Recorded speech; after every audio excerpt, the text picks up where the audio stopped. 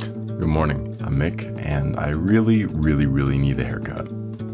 That has nothing to do with this. Right now I'm kind of on vacation. I am back in Michigan for Christmas, visiting my family for the holidays, and I've been kind of at a loss as to what to film for videos until I remembered that I have access to my dad's entire fully furnished shop, and it seemed like a no-brainer to make some nice survival knives, which I have been desperately needing in my life. So that's what we're gonna do. To get started, I needed to make my designs. I've got quite a bit of old knife steel to use up, so I went ahead and drafted up 3 of these because why not? I've been lacking some quality adventure knives in my life for a long while, so I figured the more the merrier, and kept it pretty simple. Mostly I just needed them as hardy, all-purpose tools for cooking, cutting branches, batoning firewood, and other stuff like that, and they came together pretty quickly.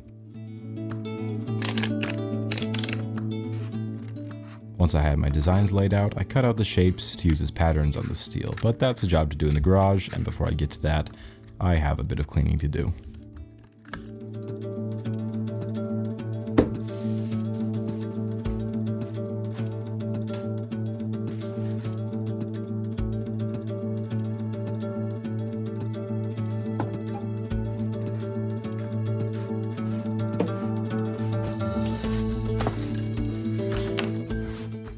Now, I'm not sure how obvious this is on camera, but this steel is really thick. It's just about twice as thick as a normal knife blade, but I asked my dad what he had laying around that I could use, so this is what I get to work with. I'm gonna have to make it work. I'm a craftsman. It shall be a simple test of skill.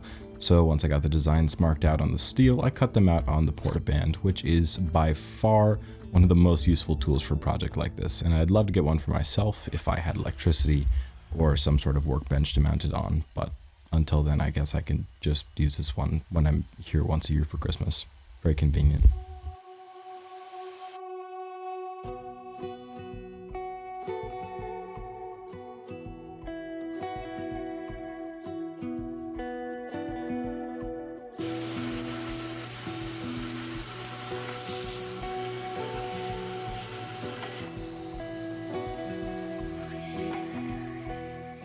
Once my mighty blades were freed from their prison, I got to work on grinding the bevel on each one. I'm by no means an expert, but I was told to grind the blade down until there's maybe a dime's worth of thickness, and that's the standard I've lived by since I made my first knife 5 years and 3 knives ago, and it seems to work well enough. In a few hours I had them down to the right size and shape, and I got to work on the handle material. The supply around here was pretty limited, so the 3 were going to be made from the same curly maple until I got gifted some new material later in the process. But I did not know that then, and I chopped up a ton of curly maple that could have been used for other things into a bunch of knife scales that would end up going unused, but that's fine, it's fine.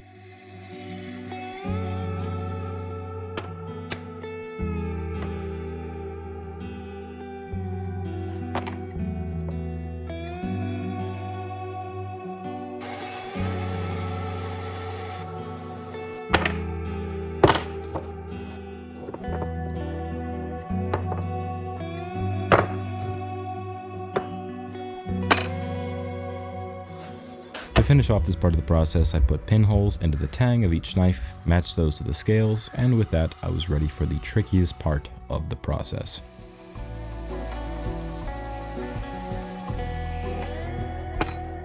Alright, now that I've got these all mostly finished, I got the bevels on, at least as much as the bevels need to be on, before the heat treat, and now I need to go fire them, quench them, and if all goes well, then I will leave them in the heat treat overnight basically, and then tomorrow morning they should be ready to put the final bevel on, get the handles on, and we'll go from there. So let's go do that.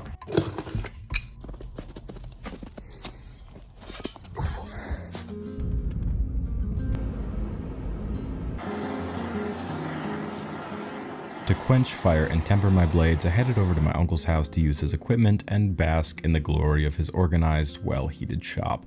Just a little aside, he also has a channel where he does in-depth builds, knives, adventures, and so on. And if you like what I'm doing on my channel, consider checking out Black Spruce on YouTube. He's doing some great work.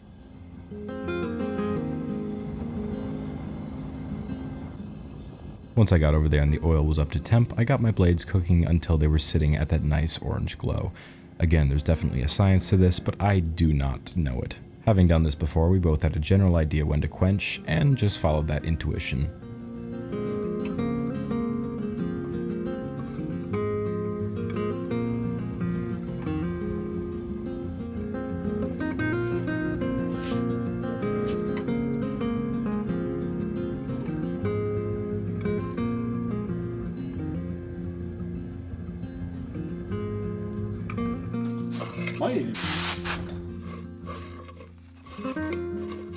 Once they had all been fired and quenched, I set them aside for a few hours at around 400 degrees to temper.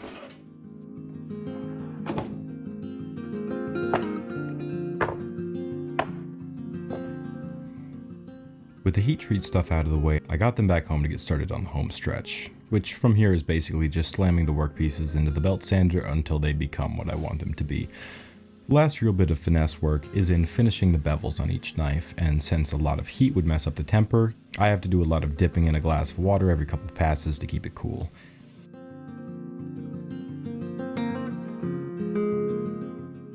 After some long hours of this extremely slow and tedious process, I ended up with some very pretty well-ground bevels on all 3 knives. So all that was left to do was slap on the scales with some pins and epoxy and grind it all down to shape. Fortunately for me, my Uncle Ryan was kind enough to give me some really nice handle material in the form of stabilized maple and some Brazilian bloodwood, aka the coolest wood on the planet. So I quickly drilled the appropriate holes and got them ready for assembly. He also gave me some very cool pattern pins, so with all my materials ready to go, I got to putting everything together.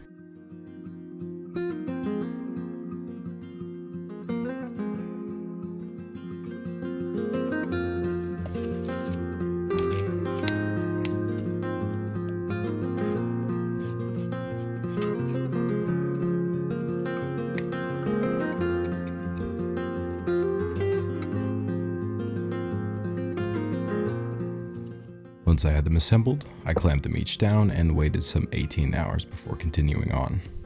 Alright, it's been like 18-20 hours or so, and these are just about good to go. I did the last one a bit later, so that one's gonna need a bit more time, but these two are just fine and ready to go. So I'm gonna cut these off the sides, cut off the excess from parts like this and on top, and then we will get to sanding these down and see what the finished knife looks like.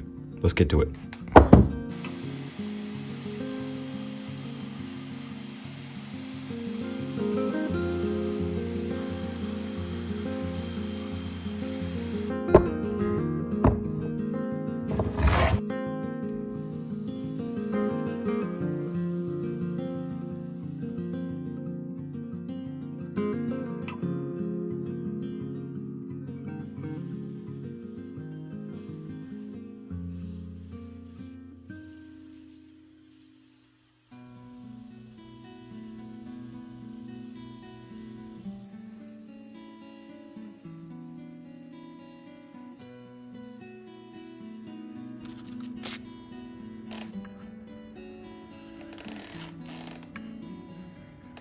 With the final touches on, I did one last round of sharpening, and this is what I got.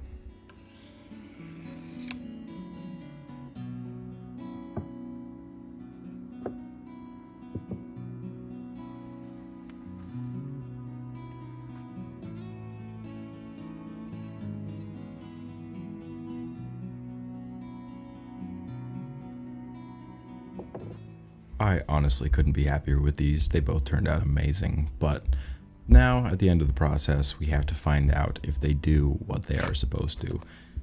And it looks like yes. A resounding yes.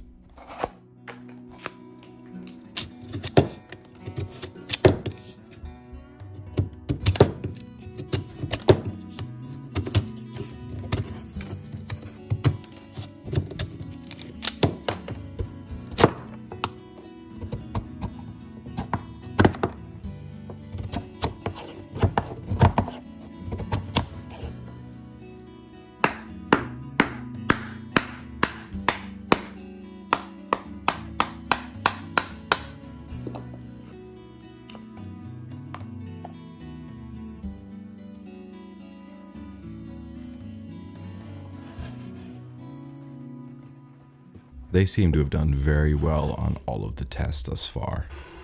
But can you cook with them? Let's find out.